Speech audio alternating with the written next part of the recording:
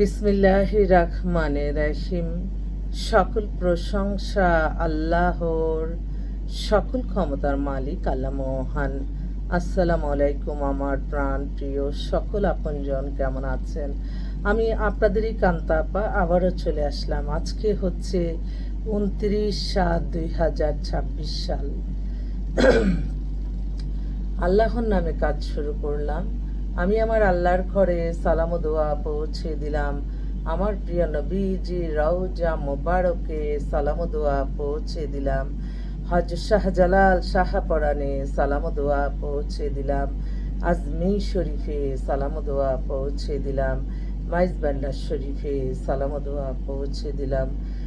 আল্লাহ, আপনার নামে কাজ শুরু করলাম। আল্লাহ, ভালো কাজ কবুল আর মঞ্জুর করে নেন। আল্লাহ, আপনি সকল ক্ষমতার মালিক, আপনি সকল প্রশংসার মালিক। আল্লাহ, যে যে আশায় আমাদের অফিসে আসতেছে, আল্লাহ তাদের প্যারাশানি মুক্ত করে তাদের বিবাহর ব্যবস্থা করে দেন। আপনি ছাড়া অগণিত বাজেট দেওয়ার কেউ নাই। আল্লাহ, আপনি সকলেরই মনের আশা আপনি পূরণ করেন। আমিন। আসলে বিয়ে শাদী নিয়ে প্রতিদিনই আপনাদের মাঝে আসি। আমি চাই এই সেবাটা এমনভাবে ছড়িয়ে যাক সবার মাঝে, যাতে সবাই স্বল্প খরচে স্বল্প সময়ে বিবাহ সমস্যা সমাধান হয়ে যায়। আমাদের অফিসটা হচ্ছে বনশ্রীতে, Rampura, house number 8, block B, main road, Banasree, Rampura.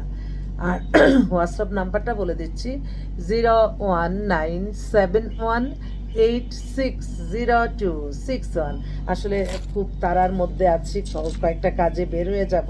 আমি ভাবলাম আসলে একদিন না আসলেও কেউ জিজ্ঞেস করবে না যে আপার কিছু হয়েছে কিনা। এতটা বছর ধরে আমি এই অনলাইন ব্যবহার করছি, কত মানুষ, কত দিন, কত সময়। আল্লাহ যাতে সবসময় আপনাদের মাঝে আসতে পারি, এই দোয়া চাই সকলের কাছে। সুস্থভাবে, সুস্থতাই সবচেয়ে পৃথিবীতে অমূল্য সম্পদ। সুস্থ না থাকলে আপনার জীবন জীবিকা, আপনার এবাদত বন্দিগি করতেও ভালো লাগবে না। আর আমরা আমরা করি কি, এবাদত বন্দিগি করার জন্য আমরা অনেক সময় ক্লান্ত হয়ে যাই না। এটা একটু হাসি খুশি এর মাধ্যমে কিন্তু আপনি সময়টা অতিবাহিত করবেন, এবং এটার পাশাপাশি আপনার এবাদত বন্দিগি থাকতে হবে। তা না হলে কিন্তু বোরিং হয়ে যাবেন। বোরিং, এটাই এবাদত বন্দিগি করতে কিন্তু কোনো বোরিং লাগে না। আপনি এই অভ্যাসটা গড়ে তুললে আপনি সাকসেস। আমি আমার কোনো কাজই মানে বোরিং লাগে না। আমি এবাদত বন্দিগিটা আমি খুব আপন করে আল্লাহর কাছে কান্নাকাটি করে আমি আমার আল্লাহর কাছ থেকে চাই। আপনার তদ্রুপ আমাদেরকে বায়োডাটা ছবি দিয়ে আপনারা দেখবেন আপনাদের আশা পূরণ হয়ে গেছে। আপনার আমার আমি, আচ্ছা এটা সিক্রেট আমি বলবো না, আমি কয়েকটা সূরা দিয়ে দিব যেগুলি আপনারা আমল করবেন। ইনশাল্লাহ ইনশাল্লাহ আপনার আশা পূরণ হইতে বাধ্য। যদি কেউ পার্সোনালভাবে যোগাযোগ করেন, এটার জন্য কোনো ফি লাগবে না। কিন্তু আবার এটা আবার না, মানে আমি না কোনো কিছুতে আমি কম্পিটিশন করি না। আমার চেয়ে কে বেশি ইবাদত বন্দেগী করতেছে, কে বেশি নামাজ পড়তেছে, কে বেশি হজ করতেছে, কে বেশি মানে আল্লাহকে ডাকতেছে, আমি তাদের সাথে আমার কম্পিটিশন হয়। আমি এর চেয়ে বেশি করব। আমার এই জিনিসটা যে দেখি আমার অফিসে অনেকে এসে নামাজে বসে যেত না, আল্লাহ আমার এই জেলাসে আমি তাড়াতাড়ি কেন পড়ি না। আল্লাহ এমুকে একটা ভালো কাজ করছে, এমুকে একটা দান দক্ষিণা করলো, একজনে দিল, আমি কেন দিতে পারছেন। এগুলি আমার এই ছোট ছোট ব্যাপারগুলি আমার কাছে মানে সবচেয়ে কম্পিটিশন যদি বলেন এই জিনিসটা নিয়ে হয়। আর কখনো অর্থ বিত্ত কোনো কিছুর প্রতি লোভ নাই। আমি মনে করি যে আল্লাহ এই লোভে যদি পড়তাম, আপনারা কি জানেন, তাহলে আজকে এই পর্যন্ত আসতে পারতাম না। লোভ ছেড়ে দিতে হবে, অহংকার ছেড়ে দিতে হবে, রাগ ছেড়ে দিতে হবে, এবং আপনার প্রতিটা চলার পথে পথে আপনি আল্লাহকে ডাকবেন। আল্লাহ সকল সমস্যা সমাধান করে দিবে। যাক, আজকে আসলে ওই ফোন তো আসতেই আছে। আরেকটি কথা, অনেকেই আছে যে হ্যাঁ আমি না এমন খারাপ হলে আমি এখন কোটিপতি হয়ে যেতাম, হইতাম, আমি একটা মাদ্রাসা করতাম। কিন্তু আপনারা এই ভালো কাজগুলি আপনি গুনার কাজ করে করার কখনো চিন্তা ভাবনা করবেন না। আপনার বাবা মা অসুস্থ, আল্লাহকে ডাকেন।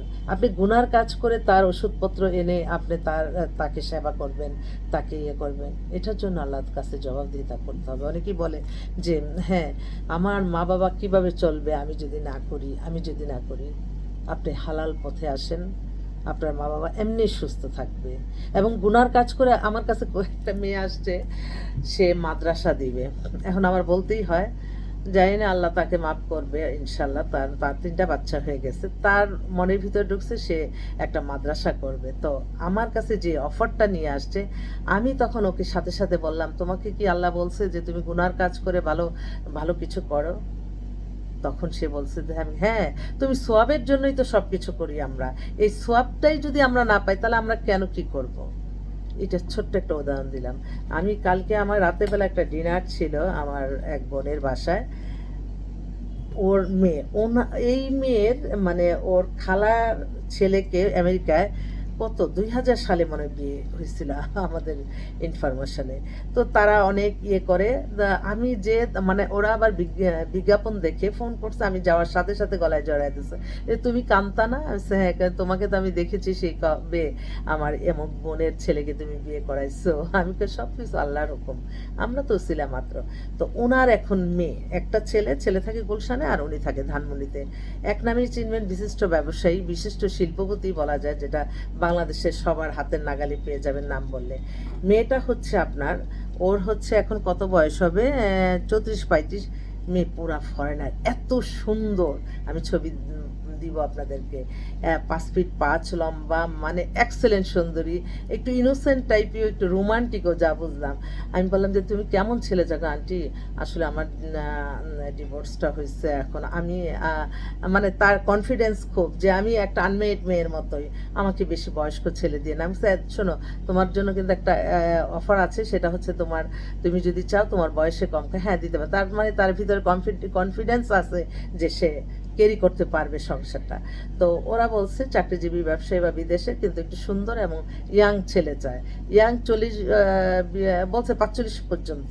হ্যাঁ, তো একটু যোগাযোগ করেন। মেয়েটা এক দেখাতে পছন্দ, যেই সংসারে যাবে উজ্জ্বল আলোয় আলোকিত হবে বাড়িটা, আমার বিশ্বাস। তো যাক, এই মেয়েটার জন্য কালকে এটা নতুন। আর ও কিন্তু আবার মাস্টার্স করা, এমবিএ করা, এই মেয়েটার জন্য। এছাড়া আরও কয়েকটা ছোট ছোট, একটা বোন, তার হচ্ছে বোন, এটাও বোনের মেয়েকে বিয়ে দিছি, তারা এই মাত্র ফোন করলো। মেয়ের ডেট অফ বার্থ হচ্ছে 93, হাইট হচ্ছে 5 ফিট 4, পাতলা স্লিম, লন্ডন থেকে এলপিজি করে আসছে, university south Wales UK, LLB university south Wales UK. ওরে আল্লাহ, মেয়ে এখন দেশে আছে। মেয়ে দেখতে অপূর্ব সুন্দর, ঢাকায় ধানমন্ডিতে সেটেল, ব্যারিস্টার মেয়ে। কিন্তু আমাদের কাছে বেশ কিছু আছে, আমার একটু অনুরোধ রইল, একটু যোগাযোগ করেন ইনশাল্লাহ, দেখি কিছু করতে পারি কিনা আপনাদের জন্য। তো দেখেন তো, ও রে আল্লাহ, অনেক ছবি পাঠাইছে আলহামদুলিল্লাহ। দেখেন, আজকে আমার প্রথম আলোতে বিজ্ঞাপন আছে। আমরা যে সামাজিক কাজ করি, আমরা যে মানুষের কল্যাণে কাজ করি, সেটা আপনি বিজ্ঞাপনে আমি দিছি, কারণ আমি ওর বড় বোন হিসাবে আমি কাজ করছি। প্রথম আলোতে দেখবেন পাত্র চাই কলামে, এটাও দেখে দেখেন। এটা আরেকটা মেয়ে, গুলশানের সেটের অনেক বড় বিজনেসম্যান মেয়ে। ওর 37-এর মতো বয়স, কিন্তু পাতলা স্লিম, বোঝা যায় না। ও বলছে যে আপু, তুমি আমার বড় বোন হিসাবে তুমি আমাকে একটা বিজ্ঞাপন দিয়ে তুমি ছেলেগুলি কালেকশন করে তাদের বায়োডাটার ছবি আমার কাছে পাঠাও, আমি সিলেক্ট করে তারপর বিয়ে হয়ে যাবে, এখানে কোনো অর্থনৈতিক লেনদেন হবে না। স্যার, আমার কোনো সমস্যা নেই, কারণ আমাদের আসলে একটু এক্সক্লুসিভ কিছু পাত্র প্রয়োজন, কারণ এক্সক্লুসিভ মেয়ে সব, এক্সক্লুসিভ মেয়েরা এক্সক্লুসিভ ছেলেই চায়, যা দেখলাম। তো আবার ওর এখানে একটা মিটিংয়ে ডাক। তো ঠিক আছে, আবার আসবো আপনাদের মাঝে, দোয়া করবেন। আসসালামু আলাইকুম।